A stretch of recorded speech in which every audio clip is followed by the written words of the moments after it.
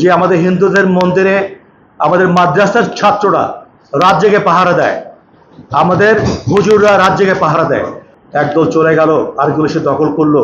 এটা খুব খারাপ একটা আপনার উদাহরণ। এটা হওয়া উচিত নয়, এটা উচিত না। নিশ্চিত করেন, দয়া করে। পুলিশ ভাইরা কাজ করছেন, তাদের যতদিন সময় লাগে তাদের দায়িত্ব ফিরে আসার জন্য আমরা এখনো দুটো থানাতে তাদের পাশে দাঁড়িয়েছি। তাদের আত্মবিশ্বাস ফিরিয়ে আনার জন্য সেনাবাহিনী সর্বাত্মক চেষ্টা করছে। সংখ্যালঘুদের ব্যাপারে কিছু বলতে চান আপনারা, আমি বিস্তারিত কিছু বলবো না। আমাদের দেশে এটা সম্ভব যে আমাদের হিন্দুদের মন্দিরে আমাদের মাদ্রাসার ছাত্ররা রাত জেগে পাহারা দেয়, আমাদের হুজুররা রাত জেগে পাহারা দেয়, আমাদের ছাত্ররা পাহারা দেয়, আমাদের সেনাবাহিনীটা ওখানে দাঁড়িয়ে থাকে। এগুলো কারা করছে? আমাদের মুসলমান ভাইরা করছে না। আমরা মুসলমান আপনাদের এটা করতে পারি না। আপনাদের সাথে আমরা একই গ্লাসে পানি খাচ্ছি, একই চায়ের কাপে চা খাচ্ছি, একই বাসে ভ্রমণ করছি, আমরা স্কুলের পাশাপাশি বসছি। আমরা আলাদা করে দেইনি যে এটা হিন্দুর সেট আর মুসলমানের সেট, কখনো করিনি।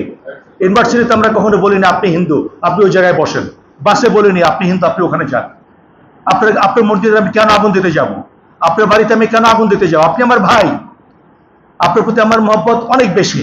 আমরা মুসলমান, আমরা বিশ্বাস করি আপনাকে ক্ষতি করলে আল্লাহর কাছে আমাকে দায়বদ্ধ হতে হবে। আমি মরব, আমার জন্য ব্যস্ত দোজক আছে, এটা আমি বিশ্বাস করি। অন্য কিছু বাদ দেন, একজন মুসলমান হিসেবে আপনাকে কখনো ক্ষতিগ্রস্ত আমি করব না, এই বিশ্বাস আপনি রাখেন। স্কুল কলেজ খোলা রাখতে হবে, স্কুল কলেজগুলো খুলে দেন। নিশ্চিত করেন যেন তারা স্কুলে যায়, বাচ্চাগুলো তারা যেন বাসায় বসে না থাকে, তারা যেন রাস্তাঘাটে ট্রাফিক কন্ট্রোল না করে, বাজার মনিটর না করে। এটা তাদের দায়িত্ব নয়। পড়াশোনা করার সময় তারা পড়াশোনা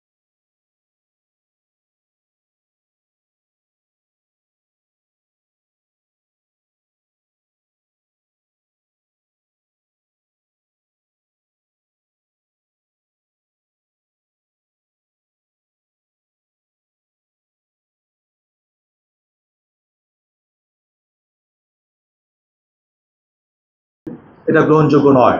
এটা আপনাদের দায়িত্ব, যারা প্যারেন্টস আছেন, যারা রাজনীতি ব্যক্তিবর্গ আছেন, দয়া করে নিশ্চিত করেন যারা যেন যে স্টুডেন্ট আছেন তারা যেন স্কুলগুলোতে ফেরত যায়, কলেজগুলো ফেরত যায়। টিচারদের সাথে ছাত্রদের যে সম্পর্ক অত্যন্ত একটা ভালো সম্পর্কের জায়গাটা, এই জায়গাটা যেন কেউ কলুষিত না করতে পারে, এটা খেয়াল রাখতে হবে।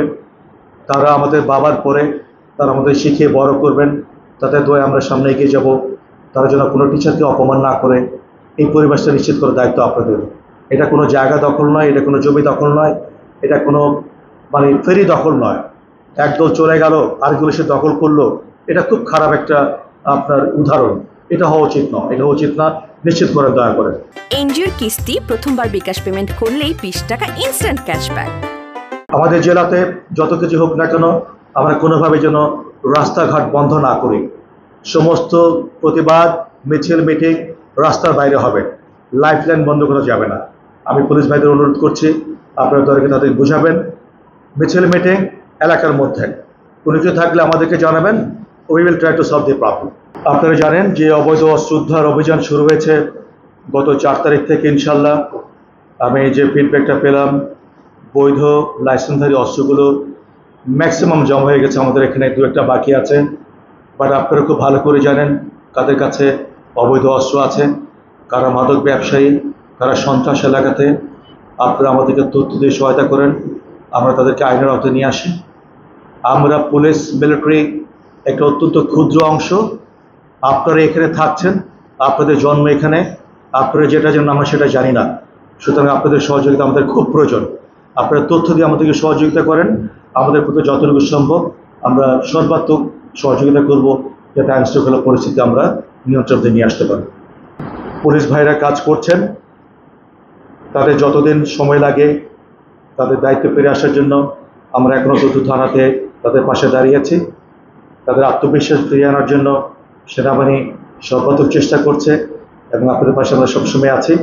আপনারা দয়া করে মাঠে আসেন, আপনাদের চায়, জনগণ আপনাদের চায়।